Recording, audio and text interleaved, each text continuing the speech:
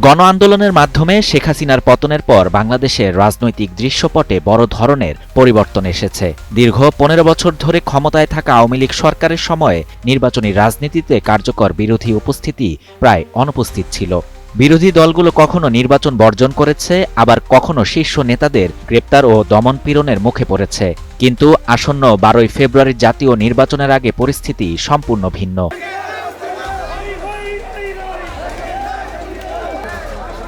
২০২৪ সালের গণ-অভ্যুত্থানের সময় সহিংস দমন-পীড়নের অভিযোগে আওয়ামী লীগের রাজনৈতিক কার্যক্রম বর্তমানে নিষিদ্ধ। আন্দোলনে সক্রিয় ভূমিকা রাখা অনেক তরুণ বলছেন, ২০০৮ সালের পর এটি বাংলাদেশের প্রথম সত্যিকারের প্রতিযোগিতামূলক জাতীয় নির্বাচন হতে যাচ্ছে। ওই নির্বাচন থেকে শেখ হাসিনা দীর্ঘ শাসনের সূচনা হয়েছিল।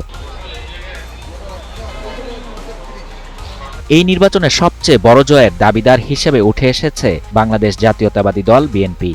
দলটির চেয়ারম্যান তারেক রহমান জানিয়েছেন, ৩০০ আসনের মধ্যে ২৯২টিতে প্রার্থী দিয়েছে বিএনপি এবং তারা সরকার গঠনের মতো সংখ্যাগরিষ্ঠতা পাবে বলে আশাবাদী। তবে জামায়াতে ইসলামী নেতৃত্বাধীন ইসলামপন্থী জোটও শক্ত প্রতিদ্বন্দ্বিতা গড়ে তুলেছে। জনমত জরিপগুলো ইঙ্গিত দিচ্ছে, একসময় নিষিদ্ধ থাকা জামায়াত এবার তাদের ইতিহাসের সেরা ফল করতে পারে। বিশ্লেষকদের মতে পরিষ্কার ও নির্ধারক ফলাফল এলে তা রাজনৈতিক স্থিতিশীলতা ফিরিয়ে আনতে গুরুত্বপূর্ণ ভূমিকা রাখবে। শেখ হাসিনার পতনের পর কয়েক মাস ধরে চলা অস্থিরতায় তৈরি পোশাক খাত সহ বড় শিল্প খাত ক্ষতিগ্রস্ত হয়েছে। বাংলাদেশের অর্থনীতির জন্য এই নির্বাচন তাই অত্যন্ত গুরুত্বপূর্ণ।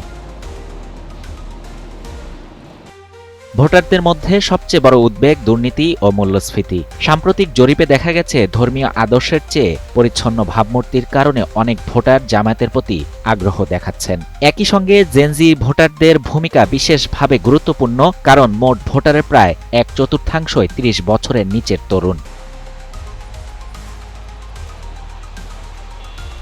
এই নির্বাচনের ফলাফল আঞ্চলিক ভূ-রাজনীতিতেও প্রভাব ফেলবে। শেখ হাসিনাকে ভারতপন্থী হিসেবে দেখা হতো, আর তার পতনের পর বাংলাদেশে ভারতের প্রভাব কমছে বলে বিশ্লেষকদের ধারণা। বিপরীতে চীনের প্রভাব বাড়ছে। কেউ কেউ মনে করছেন, বিএনপি ভারতের সঙ্গে তুলনামূলক সমন্বয়মূলক নীতি নিতে পারে, আর জামায়াত নেতৃত্বাধীন সরকার হলে পাকিস্তানের দিকে ঝোঁক বাড়তে পারে।